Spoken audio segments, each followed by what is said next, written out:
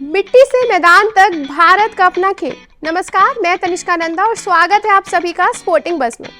आज हम बात करेंगे इंडिया के उस खेल की जिसमें दौड़ है, कोऑर्डिनेशन है और जो हमारी मिट्टी की खुशबू रखता है। जी हाँ, I am talking about kho kho. ऐसा लगता है जैसे ये गेम हम बचपन से खेलते आ रहे हैं और इसकी कहानी, इसका बैकग्राउंड कितना पुराना और इंटरेस्टिंग है, ये तो बहुत कम लोग ही जानते हैं। तो चलिए आज इस खो खो की हिस्ट्री को डिटेल में एक्सप्लोर करते हैं।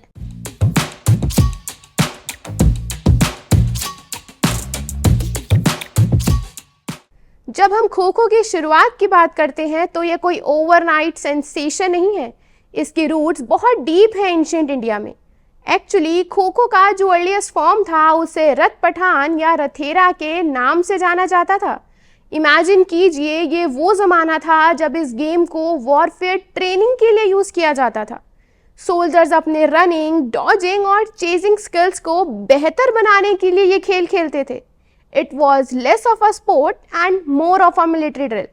द मॉडर्न वर्जन जिसे हम आज जानते हैं वो महाराष्ट्र में 20th सेंचुरी की शुरुआत में डेवलप हुआ। Deccan Gymkhana in Pune played a huge role. पहले इसमें कोई फॉर्मल्स रूल नहीं थे। लोग सिटिंग एंड चेजिंग के बेसिक कॉन्सेप्ट को फॉलो करते थे।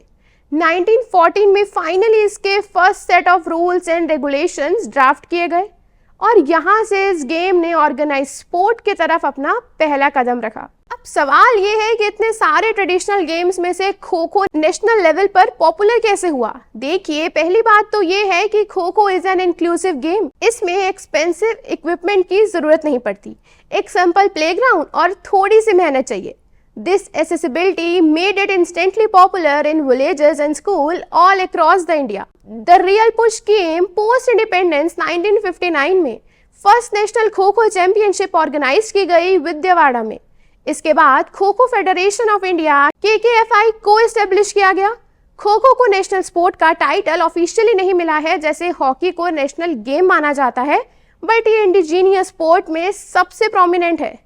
लोग उसे इस तरह रेफर करते हैं because it truly represents the Indian physical culture, speed, eligibility, team work. Kho kho की जर्नी रथेरा से शुरू हुई और आज ये इंटरनेशनल प्लेटफॉर्म पर पहुंच चुका है।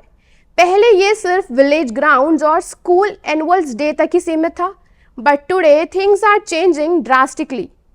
Ancient kho kho federation form हो चुका है। साउथ एशियन गेम्स और एशियन बीच गेम्स जैसे मेजर इंटरनेशनल इवेंट्स में जिसको शामिल किया गया है। यूके, साउथ कोरिया, ईरान और साउथ अफ्रीका जैसी कंट्रीज भी अब खो खो खेल रही हैं। ये सिर्फ इंडिया का गेम नहीं रहा, अब इसकी ग्लोबल रीच बढ़ती ही जा रही है। मॉडर्न खो खो नई पहचान, तो ये शिफ्ट कैसे आया, कैसे खो खो को रिस्पेक्ट मिली और ये एक गुड स्पोर्ट बन गया। तो credit for this modern revival goes to two main thing. Professional league ultimate kho kho, जैसे प्रो कबड्डी लीग ने कबड्डी को बदला, वैसे ही अल्टीमेट खो खो ने इस गेम को ग्लैमर दिया।